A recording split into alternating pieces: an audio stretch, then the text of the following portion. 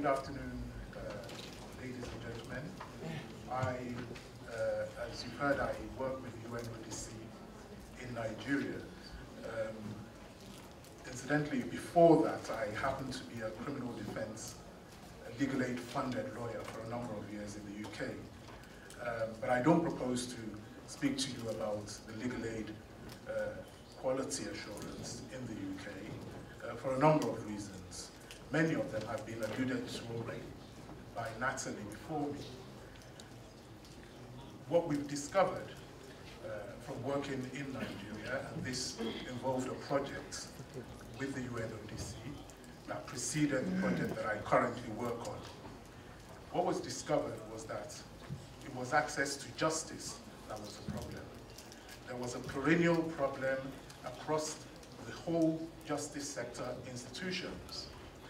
Whereas in the past, what used to happen was one sector of one institution of the justice sector would be reformed. What would then happen is other sectors would drag down progress that had been made. So the current project that I work on is called Support to the Justice Sector in Nigeria. It's an EU-funded project. It has a duration of 42 months, and it started in 2013. The funding is about 26 million euros, and the outcomes of the project, I'll speak to you briefly about the interplay between the institutions later on. But the outcomes of the project are, firstly, effective coordination and cooperation amongst justice sector institutions. Secondly, to enhance operational structures and capacities of officials within the justice sector. And then thirdly, enhanced and increased access to justice and respect for human rights and the rule of law. Now, what you realize is that for all these different outcomes, legal aid and the access to justice features. Let's look at the issue of coordination. Without proper coordination between the judiciary, that is the judges and magistrates, the prosecutors from whatever prosecuting agency, the police and other investigative agencies, the prison service, and then finally, civil society, the bar association, and the legal aid council. Without proper coordination between all of these institutions, you will have a breakdown in access to justice, however you look at it. So, if the police arrest and there's no coordination with the lawyers to be able to provide immediate representation, then however much you give advice and training to the police officers, there will still be a problem of the man on the street accessing justice. And we can look at the issue of capacity building as well. If a person is arrested, the police are properly trained to bring the person to read them their rights, bring the person before a court of law within 24 hours, and do all that is necessary. If the magistrates or the judges have difficulty in sitting on time, or if they have constraints in knowing what the time limits within which they should hear certain cases are, there's still going to be a breakdown in the access to justice. Ultimately, if we look at the issue of access to justice and human rights, you will see that it's a problem that transcends all of these justice sector institutions. What I propose to do is to give you some idea of the challenges that the project identified when we started working with the various justice sector institutions in Nigeria, and in particular with the Legal Aid Council of Nigeria. And it's these problems that we say mitigate against the access to justice for the common person in Nigeria. It's not to say that the Legal Aid Council is not doing the best within the limited capacity that it has, but there are certain challenges. The first of these is the perennial challenge that I believe everybody has referred to here, the challenge of funding. There's limited funding. The only funding for the Legal Aid Council of Nigeria comes from the government, where we have competing priorities.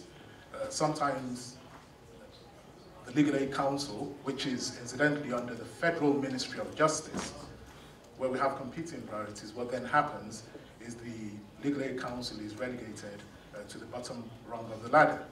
And this we have found to be a constraint on the council, so as to not enable them to recruit sufficient number of lawyers. The understanding at the moment is for a population of about 150, some say 170 million people in Nigeria, there are probably about 270 odd lawyers working for the Legal Aid Council. The second problem, second challenge that we've identified is that there seems to be very little awareness publicly of even the existence of a Legal Aid Council or legal aid. When I said that the issue of quality of legal aid is not as important at the moment, it's not relegating it to the background. It's just saying that people don't even know that they're entitled to legal aid. So while I'm tempted to bring very high standards that one would normally bring from the UK and other jurisdictions, I think even raising the basic awareness of the existence of legal aid, the awareness of people's rights, is very important. And this is one that the project is working on. I'll go through some of the activities that we are performing in a number of minutes. The other thing that we've noticed is that there's very minimal training capacity amongst legal aid providers. What we've realized is sometimes even very basic training, IT training, how to access basic case information, even if we install basic case flow installations, there's difficulty in the ability to use IT software. We also noticed that some lawyers who would be willing to engage in legal aid, particularly those who've been in the private sector, would not be inclined to do so if they're criminal cases, sometimes only because they just haven't been doing criminal cases. So sometimes they need capacity building. They need to know what the current legislation is, what the current rules of procedure are in relation to criminal matters. That we also identified as one of the serious problems. Now, where we do have a list of legal aid providers, another thing we identified is that that list, well, firstly, where we do have legal aid providers, what we identified is that there's no collated list of legal aid providers that can be disseminated to members of the public who come into contact with the law, so as to make contact with these providers and get their access to justice. So you've got them scattered all over the country. You've got the Legal Aid Council of Nigeria itself, but there is no awareness of the public.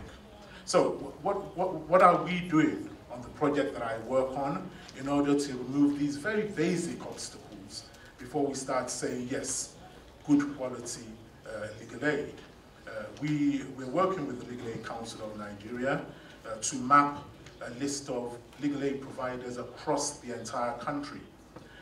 What will then be done is to collate that list into a booklet, a network of legal aid providers that's going to be disseminated to all police stations, all courts, and all prisons, so that at least once it's translated into basic languages, it will be accessible to at least some of the people that come into contact with the law.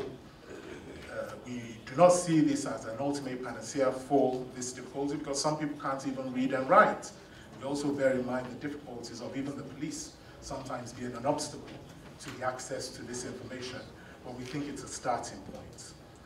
We're also working with the Legal Aid Council and with other willing providers of legal aid services to see that they receive basic IT training, to see that they also receive increased capacity training on the skills that will be required to deal with police station attendants and assistants for arrested persons, to represent people at court, applying for bail and other basic rules and guidelines. We're also working with the Legal Aid Council. This is something that continues from a previous project. We're working with the Legal Aid Council to ensure that there are duty solicitor schemes at a number of police stations across the country. This had already been piloted by a previous project, and what this project proposes to do is to ensure that there's at least a desk situated in a number of pilot police stations where there's a lawyer sitting there, a person's arrested, the police are compelled, because the lawyer sees the person coming in, are compelled to actually give that person access to a lawyer before they're questioned or interviewed. There are a number of other areas that I would like to cover, but I see my time is up, so thank you for listening.